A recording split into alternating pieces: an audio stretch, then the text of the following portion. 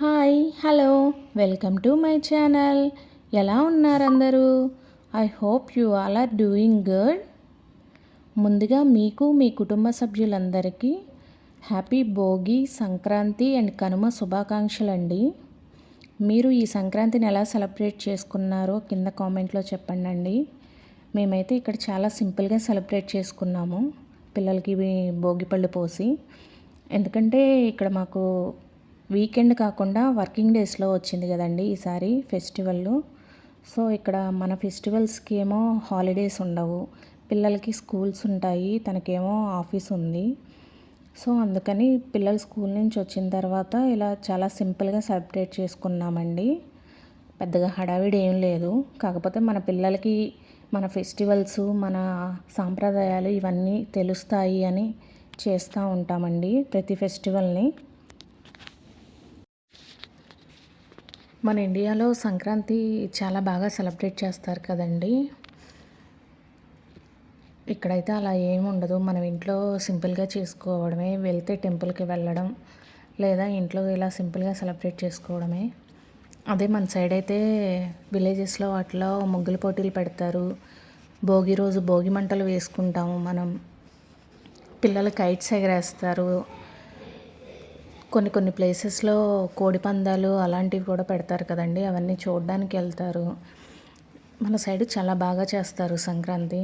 అబ్రాడ్లో ఉన్న వాళ్ళు కూడా ఏదైనా ఫెస్టివల్ని మిస్ అవుతున్నారు అంటే అది సంక్రాంతియేనండి.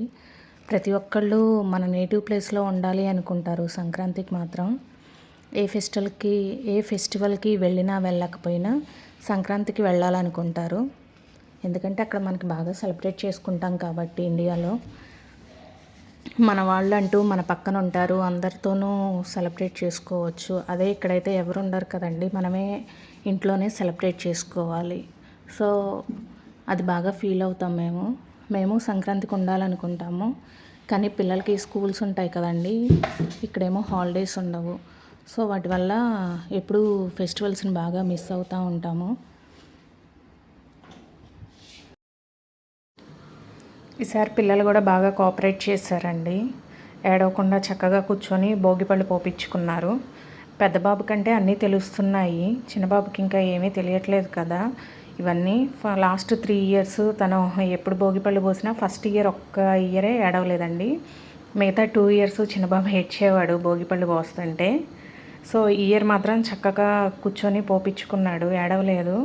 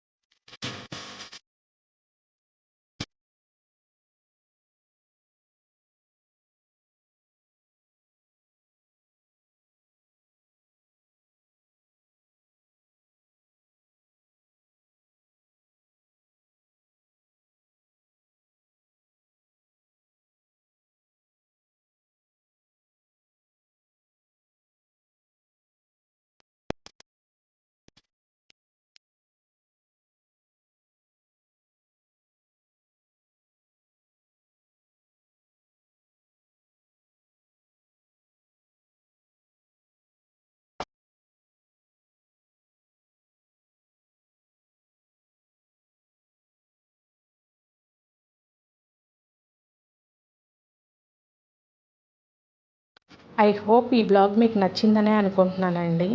నచ్చితే కనుక లైక్ చేయండి. మీరు మీ సంక్రాంతిని ఎలా సెలబ్రేట్ చేసుకున్నారో కింద కామెంట్లో చెప్పండి.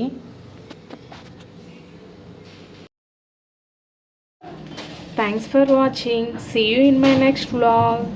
Bye bye, take care. Once again happy Bhogi, Sankranti and Kanuma శుభాకాంక్షలు అండి.